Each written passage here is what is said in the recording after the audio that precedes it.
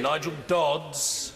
And I want to thank the Prime Minister for the national security briefings we have received and the discussions we have had with him and others in recent weeks. And these are very, very serious matters that we are considering, and it is right that the debate should take place in a respectful way, both in here and outside this chamber as well.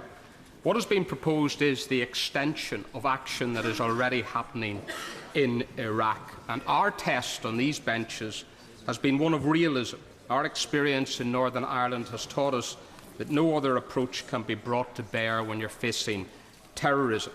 It must be fought, and it must be fought with all the means realistically at our disposal. We have not sought this conflict. Terrorists have inflicted it upon us, but we must now respond.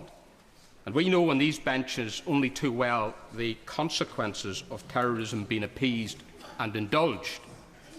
Terrorism must be faced up to. It isn't a choice between political initiatives and fighting terrorism. Both go hand in hand.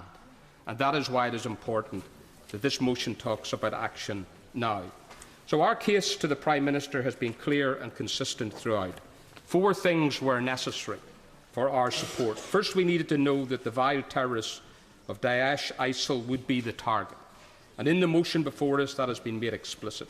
I welcome that clear objective being written into the terms of the motion.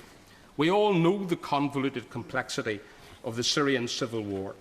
Today we're not being asked to take sides in that war. Today we're being asked to take the side of civilised people everywhere, the side of our own citizens. We're being asked to strike at the terrorists who have decided to wage war on us.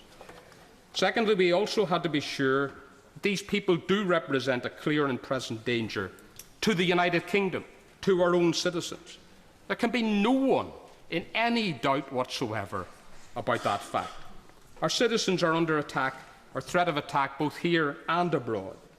And to those who say that this action will merely serve to increase the threat or to bring violence and retaliation, the reality is, as we have heard over and over again, that we're already at the top, if not nearly at the top of the terrorist target list. The Russian airliner blown up over Egypt could just as easily have been a plane carrying British holidaymakers.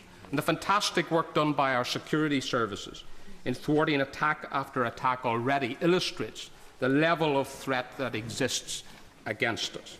Thirdly, we needed to be convinced that British action would make a real and practical difference.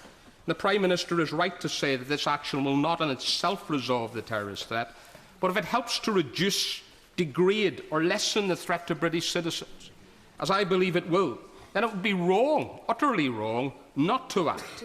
And, Mr. Speaker, we require an overall political and diplomatic strategic framework to be in place to address the underlying problems and to work towards a settlement of the Syrian civil war. These factors make the situation very different from the vote in 2013. And can I commend again the government on the humanitarian support that the UK government gives day in, day out to those fleeing conflict in Syria. And it should not be forgotten in the midst of this debate that the UK is the second highest donor of such aid in the world, and British aid workers, backed up by massive British resources, in collaboration with our international partners, are giving enormous help to civilians and refugees in Jordan, Turkey and Lebanon, and that, of course, should continue. I'm happy to give way, yes. I thank the honourable member greatly for giving way. And isn't that a demonstration that this is about one aspect of our strategy, not just about a purely military strategy? The honourable member is right. It is about an overall package. Military intervention on its own won't solve it, but it's got to be part of an overall package. But to say that we should wait until there is a political or diplomatic outcome is like saying that we should have waited 30 years for the Belfast Agreement or the St Andrews Agreement to bring about a settlement in Northern Ireland. We need to protect people, our own citizens, now when there is a real and present danger to them, and not to do so would be a dereliction of duty. Mr. Speaker, Paris, like the downing of the Russian airliner, were assaults upon civilised values which must be faced up to.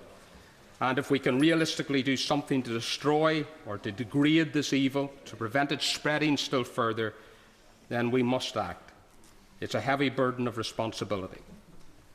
So it isn't a choice between military intervention on the one hand and political diplomatic initiatives on the other. Both go hand in hand, as I've said. There's now a realistic chance that overwhelming pressure can be brought to bear against ISIL-Daesh in Syria.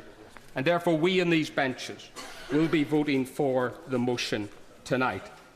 And now that British force is to be employed, if the House votes that way, in the common good, it is the duty of every credible political figure to offer their full support to our armed forces. Mr. Speaker, we wish them success as they do the hard and necessary work, and we pray for a safe and swift return for all of them. Cheryl Gillan.